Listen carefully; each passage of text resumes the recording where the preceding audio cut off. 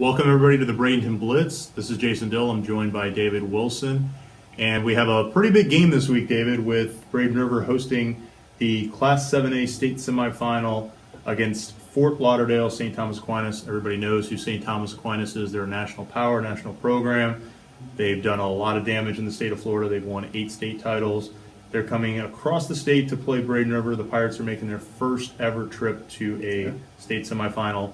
And it's a pretty big game this week for the Pirates. And they got there because of what happened last Friday.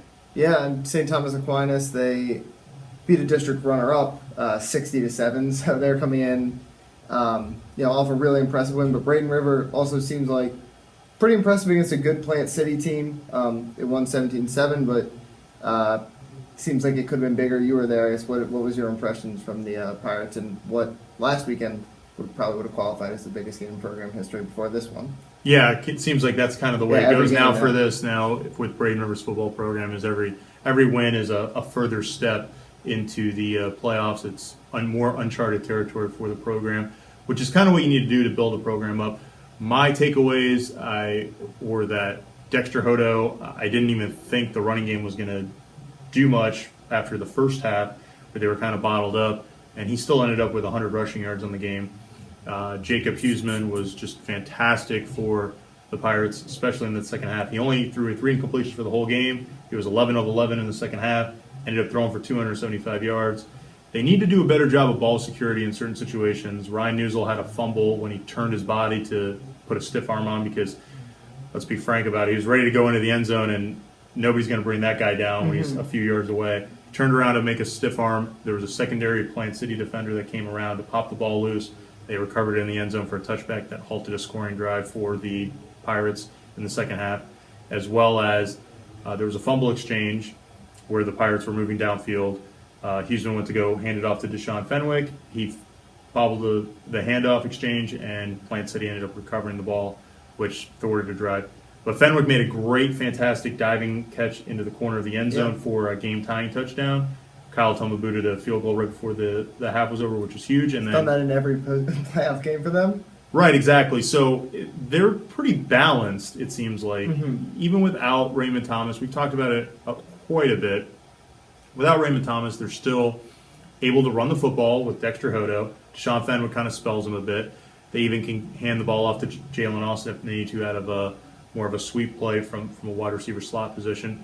They have the wide receivers. Juwan Jenkins got hurt in that game in the first quarter. He still was running hard.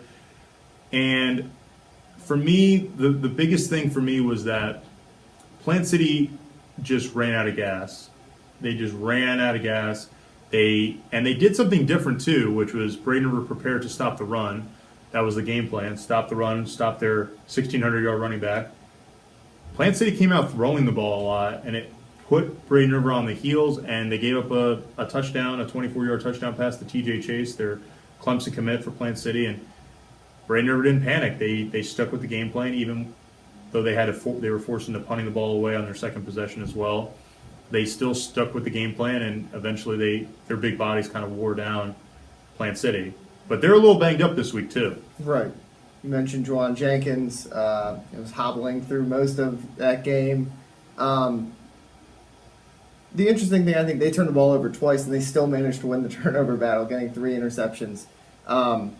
Their defense, it seems like, St. Thomas Aquinas has talent pretty much everywhere, a lot of skill guys in particular. This is going to be, obviously, the biggest test for that defense so far this season, and so far they haven't done anything to make us think they can't, obviously not stop St. Thomas Aquinas, but contain them a little bit at least. Yeah, I mean, the X factor, the key matchup in this game is going to be the running game for St. Thomas Aquinas versus the run defense for Braden River. Braden River's run defense hasn't allowed, I think they've allowed 265 yards on the ground in the playoffs so far. And so far in 3 postseason games, Aquinas has ran for over 250 in each game. So, and it all goes with Jackson Kincaid, who's their running back. He's gotten the job done. I think he had 84 yards last week on just 4 carries. They didn't really need to do much. They were playing Mater, which is, and they actually got the chance to play their old coach, Rocco Cosolo, who took over for the longtime head coach, George Smith. He won 2 state titles in 4 years, left, takes over Mater, which is more of a newer program on the scene. They were a district runner-up. They get to a region final and get blasted 60-7 by Aquinas, which is Aquinas' most lopsided victory in the playoffs so far. Aquinas is good on defense. They're good on offense. They have a lot of Division I recruits every year. It seems like they lose seniors, yet they get a bunch of senior transfers that come in somehow from wherever. It's an uphill battle. I think the like I said, the X factor is going to be whether Braden River can stop the run, because if they can do that, so far in these playoffs, that's pretty much how St. Thomas Aquinas has gotten the job done, is by running the ball down people's throats in the playoffs. They can stop the run, which is mission number one, then that's where Braden River is in a huge advantage, because their secondary has been so good. The linebackers have made so many plays. So it comes down to the defensive line. If they can pressure the football and get into the backfield and put pressure on the quarterback, they've done it all year. Who's to say they can't do it this year again? Yeah, St. Thomas Aquinas has some big bodies on the line on both sides of the ball, but they don't have Nick Bosa, who's going to Ohio, who's probably going to end up at Ohio State with his brother Joey. We're not sure yet, of course, but he's been out for most of the year. Mm-hmm. It can happen. I mean, upsets can happen. The last time Aquinas came over here, 2009, when Manatee pulled the upset, and Manatee High fans know that. That was the only time that Manatee High has beaten St. Thomas Aquinas in the playoffs. Aquinas is 4-1 against them. They hold a 7-2 advantage all time against Manatee County teams.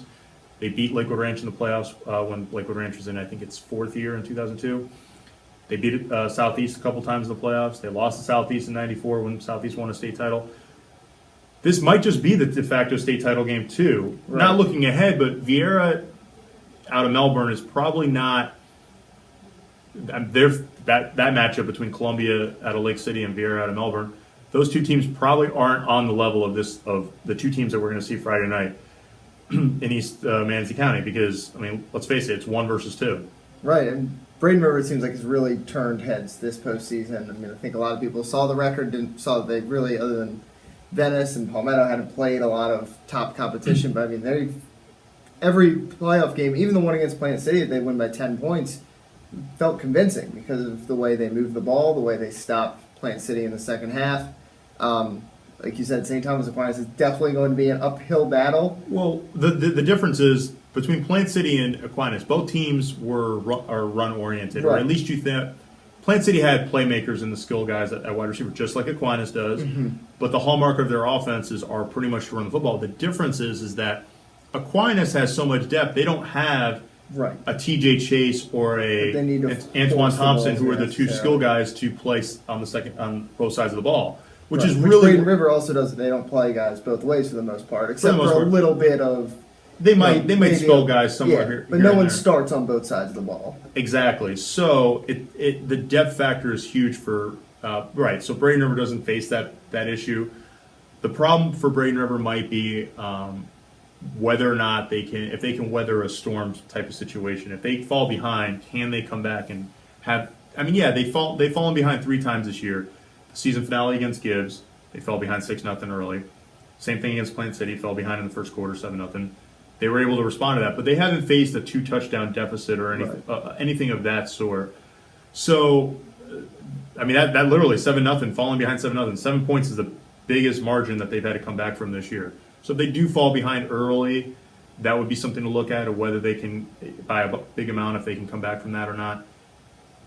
I don't know if St. Thomas Aquinas, because of the history of the program and how matter-of-fact it is that it's just expected that they get to state semifinals, that this St. Thomas Aquinas team has played in front of a very loud environment on the road. Right. And traveling across the state, there's something to be said for that. It's a long bus ride. And to play in front of a Section E, for Braden River, the student section is a very loud. It gets loud. It will be particularly loud with St. Thomas Aquinas in the building. Right, it's a state semifinal. Right, it's a state semifinal. I mean, I'm expecting everybody in East Manatee County to show up. Yeah. I'm expecting everybody to kind of show up for that game. I mean, I feel like this is going to be the largest attended game in Braden River football program history, and it should be. It's a state semifinal. Right. If you don't show up for this, then I don't know what to tell you, folks. I mean, this is the biggest game of the year, without a doubt, and I feel like Braden River has, if this is the year to get Aquinas, it probably is, because as good as they are, they're the defending state champions. They've been number one a few times this year, or a couple times, I should say. They lost the number one ranking when they lost to Deerfield Beach. They got it back after Dwyer lost at the end of the year. Aquinas is right for the picking if there is a year to get them, because Bosa's out. They have the skill guys with, Michael Irvin's kid. Michael Irvin played at St. Thomas Aquinas in the 80s. His kid goes there, transferring from a school in Texas that IMG Academy beat the snot out of last year. Transferred for his senior year. Isaac Bruce's kid goes there. Asante Samuel's kid goes there. We can list all the former NFL players' kids that go there. Udonis Haslam, who plays in the NBA, who's a multiple NBA champion. His kid goes there and plays on the offensive line. So there's a lot of professional athletes, kids, who have that in their blood. Some good pedigree there. Right, there is a good pedigree there. But with all that being said, Aquinas just isn't, I don't know. Last year they were pretty untouchable. Okay, there was just nobody that was going to touch that team no matter what. The only way they were going to beat themselves, or to beat them, was for them to beat themselves. But I feel like this year Aquinas might be a little bit more ripe for the picking than in most seasons, and that's kind of what you need. You need that one little break here or there, and we'll see what happens on Friday night. Like you said, they're not invincible. They do have a loss this year, something Braden River doesn't have. They are missing their best, the guy a lot of people think might be the best defensive player in Florida, Nick Bosa. Probably the best recruit outside of anybody that's at IMG. Yeah. What's your prediction for this weekend? I think it'll be tough for Braden River. I personally would go with Aquinas in this one, but I think Braden River will contain them to an extent, keep it relatively low scoring, but I think St. Thomas Aquinas is a little bit more depth. I think the first team to score 20 points will win the game. The first team, if no matter who it is, if it's Aquinas, if somebody gets to 20, 21 points, 3 touchdowns, I think might be enough to win this game. There have been some weird things that happen in the playoffs. There's been upsets along the way. This could be an upset game. If you put a gun to my head and told me who to pick, it's hard to go against Braden River because of the season they've had, and they've won and all the games that they have. Outside of playing Venice and Plant City, if you look at their schedule, I think that might be their undoing because they haven't played a lot of tough games this year. And going into a state semifinal, they played a region final on the road and won. They played Venice in their big games and won. They had big games last year. They faced something that could help them too is a lot of these kids played against Tarpon Springs East Lake last year, who had George Campbell, who's at Florida State now, and had a lot of top recruits and was number 2 in the state before they got pelted by Aquinas in the semifinal. So if I had to, again, it's a long answer to a very matter-of-fact question, but I would say that I would pick Aquinas to win just because it's very difficult to go up against the tradition, and the talent is just ridiculous all over the place. And they've got in their senior class like 12 guys in the top 300 or whatever for the state. I might pick Aquinas to win by 7 would be what I say. I know Joe Pincos on FloridaHighSchoolFootball.com has got Braden River favored by a point. I don't know if you ask most. I'm sure even if you ask most Braden River players, I don't know if any of them would.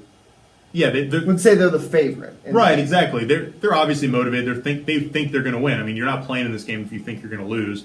But I think most people would say that Aquinas is the favorite to win this game, and probably you wouldn't be wrong to say that. Yeah. And I think, look, Alex Salguero on the line. They got Brendan Bankston. They have a pretty good offensive line that's carried them to this point offensively. Jacob Huseman, Dexter Hodo, Travis Williams, Jawan Jenkins in the passing game. Ryan Newsell's a matchup problem. I don't care. Obviously we have not seen Aquinas play heads up, but I don't know if anybody's going to be able to match up with Ryan Newsell. He's 6'3", 260, a tight end.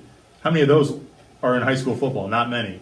And then obviously defensively with JoJo Lewis and Demetrius Lawson and A.J. Moore and Tyrone Collins has been a wonder as a sophomore defensive back that's just shut down opposing wide receivers all year.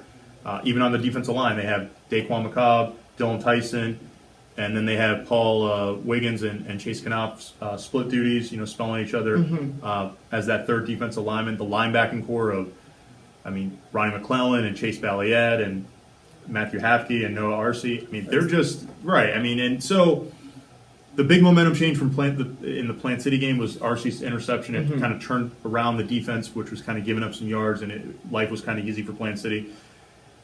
The defense has to come out in this game playing lights out from the beginning, and they have to have a flawless game, in my opinion, for Braden River to win this game. They can't make any mistakes, no silly turnovers.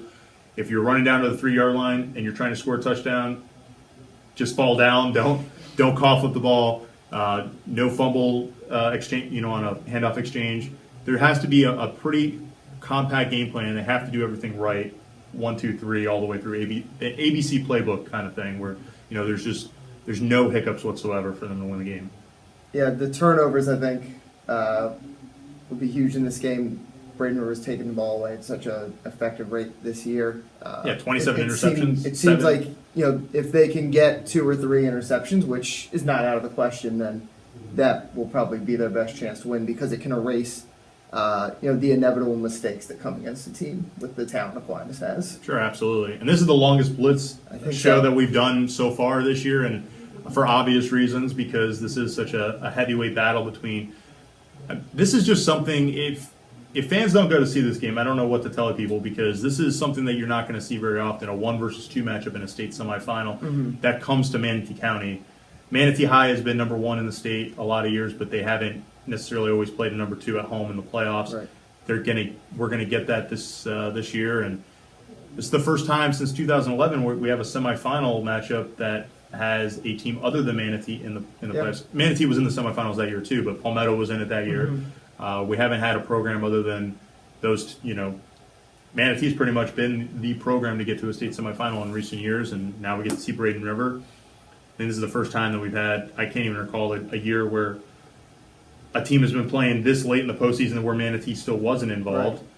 Right. And it's a testament to what Kurt Bradley has done with the Pirates. I mean, to turn around a 1-9 campaign, they lost their first 9 games of the season as sophomores, and now just last year, or I'm sorry, as freshmen, and they started kind of getting it together as sophomores, and then, this senior group, I think there's about, there's close to 20 seniors, 17, 19, something like that, seniors on the team, on the roster. So to have that many seniors that have been through where they were, they have nothing to lose. And I'm pretty sure Aquinas hasn't had to deal with the heartache of a 1-9 campaign.